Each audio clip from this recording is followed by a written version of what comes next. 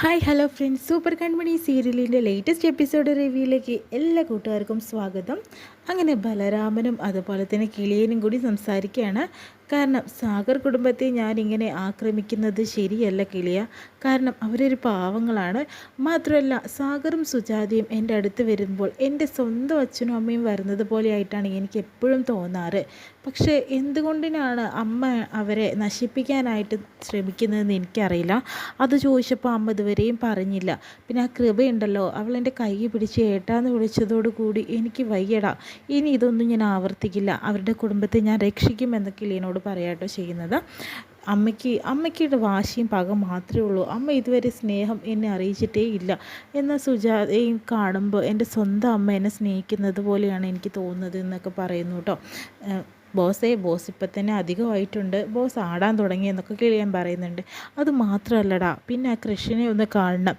അവർ സുജാതയും സാഗറും എൻ്റെ അച്ഛനും അമ്മയാണെങ്കിൽ അവൻ എൻ്റെ അനിയനല്ലേടാ, അവൻ്റെ അടുത്ത് എനിക്ക് കാണണം, സംസാരിക്കണം എന്നൊക്കെ പറയുന്നുണ്ട്. ഇനി പകയൊന്നും വേണ്ട, അവനോട് കാര്യങ്ങളെല്ലാം തന്നെ പറഞ്ഞ് ബോധ്യപ്പെടുത്തണമെന്നും ബലരാമൻ അവിടുന്ന് പറയുമ്പോഴത്തേനും സുമിത്രാമ്മ അതെല്ലാം കേട്ടുകൊണ്ട് ദേഷ്യപ്പെട്ട് നിൽക്കുന്നുണ്ട് കേട്ടോ.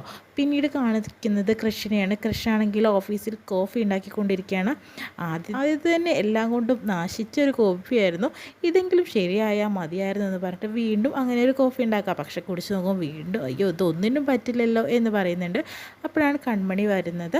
കൺമണി ചോദിക്കുന്നുണ്ട്, സാറിന് എന്താണ് ഇങ്ങനെ കോഫി ഉണ്ടാക്കാൻ, എങ്ങനെ സാറ് കോഫി ഉണ്ടാക്കിയതെന്ന് ചോദിക്കുമ്പോൾ ഞാൻ 5 സ്പൂൺ പഞ്ചസാരയും 5 സ്പൂൺ കോഫി പൗഡറും ഇട്ടിട്ടാണ് കോഫി ഉണ്ടാക്കിയതെന്ന് പറയുമ്പോൾ കൺമണി ചിരിച്ചു മരിക്കുകയാട്ടോ ചെയ്യുന്നത്.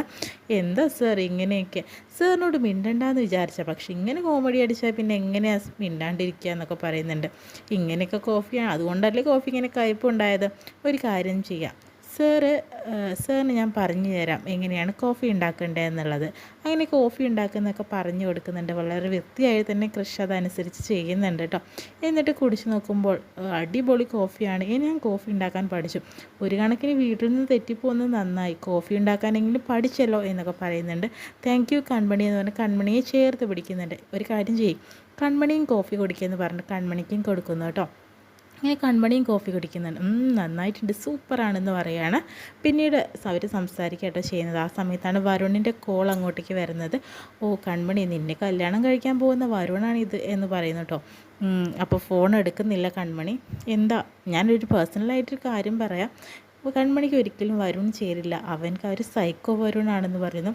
ഒരു പക്ഷേ അവൻ നിൻ്റെ ജീവിതത്തിലേക്ക് വന്നാൽ നിൻ്റെ ജീവിതമേ നാശമായി പോകുമെന്ന് പറയുന്നു. അതെനിക്ക് അറിയാം സർ, കല്യാണം കഴിഞ്ഞാൽ പിന്നെ അവൻ്റെ ഒരു അടിമയായിരിക്കും ഞാനെന്ന് പറയുന്നു.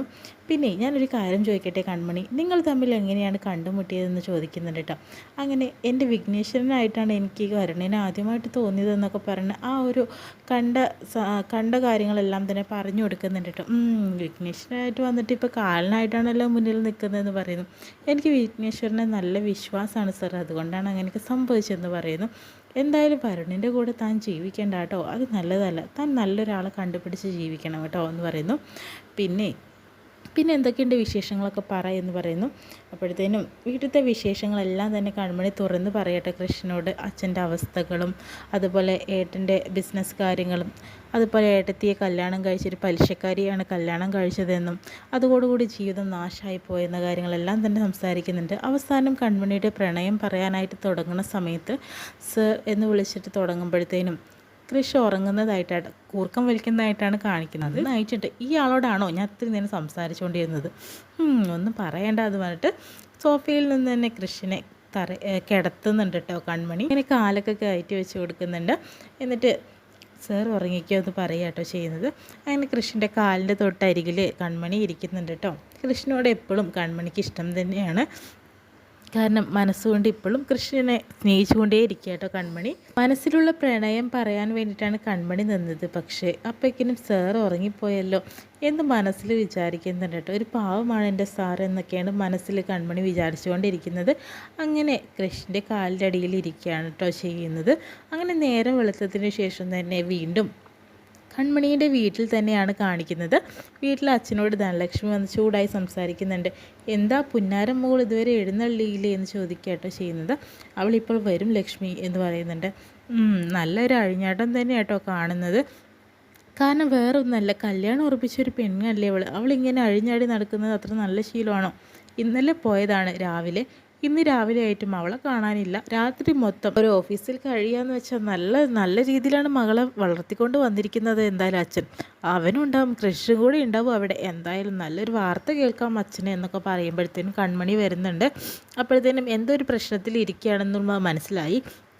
അപ്പോൾ തന്നെ വന്നോ നീ നീ എവിടെയായിരുന്നടി ഇത്രയും നേരം?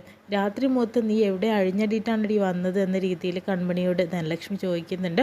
അപ്പോഴത്തേനും നിൻ്റെ ഈ തോന്നിവാസമൊന്നും ഇവിടെ നടക്കില്ല എന്ന് പറഞ്ഞിട്ട് കൺമണിയുടെ മുഖത്ത് ആഞ്ഞടിക്കുന്നുണ്ട് കേട്ടോ. ഈ അടിക്കുന്ന സമയത്ത് കൃഷി കാറിനകത്ത് നിന്ന് പുറത്തിറങ്ങുന്നുണ്ട്. എന്തേ കാണിക്കുന്നതെന്ന് ചോദിക്കുന്നുണ്ട്. സാർ കുറച്ച് കൂടുതലൊന്നും പറയണ്ട എന്ന് ധനലക്ഷ്മി പറയുന്നുണ്ട്. നിങ്ങളൊക്കെ വലിയ വലിയ ആളുകളായിരിക്കും, പക്ഷേ ഞങ്ങൾക്ക് തന്നെയല്ലേ ഈ പാവപ്പെട്ടവർക്ക് തന്നെയാണല്ലോ ഇതിൻ്റെയൊക്കെ ദോഷങ്ങൾ അനുഭവിക്കേണ്ടി വരുന്നത്. തൊട്ടിയിലിട്ട് ആട്ടാനും ചുമക്കാനും ഞങ്ങളെപ്പോലെ പാവങ്ങൾക്കല്ലേ സാധിക്കുള്ളൂ സാർ എന്ന് പറയുന്നു. വൃത്തികെട്ട രീതിയിൽ തന്നെയാണ് ധനലക്ഷ്മി കൺമണിയെക്കുറിച്ചും അതുപോലെ തന്നെ കൃഷിനെക്കുറിച്ചും പറയുന്നത്. നിങ്ങൾ എന്ത് മനുഷ്യശ്രീയാണെന്ന് ചോദിക്കുന്നുണ്ട് കേട്ടോ കൃഷി.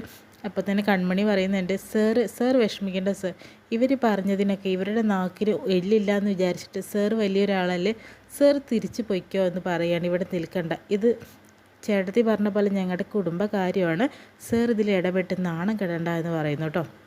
വീണ്ടും കൺമണി ഒരുപാട് ശ്വാസിക്കുമ്പോൾ, ഇന്ന് മുതൽ നീ അലിഗയിലേക്ക് പോവണ്ട, അവിടെ നിന്ന് റിസൈൻ ചെയ്തോ എന്ന രീതിയിലൊക്കെ പറയുന്നുണ്ട്. പിന്നെ എം ഡി ആണല്ലോ ഈ നിൽക്കുന്നത്, എം ഡിയോട് നേരിട്ട് തന്നെ കാര്യങ്ങളൊക്കെ പറഞ്ഞേക്ക് എന്ന് പറയുന്നു.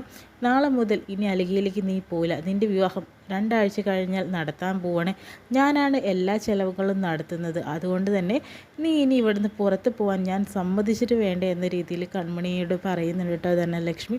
അത് നിങ്ങളല്ല തീരുമാനിക്കുക, എൻ്റെ കല്യാണത്തെക്കുറിച്ച് ഞാനാണ് തീരുമാനിക്കേണ്ടത്, അല്ലാതെ നിങ്ങൾ മാത്രമല്ല.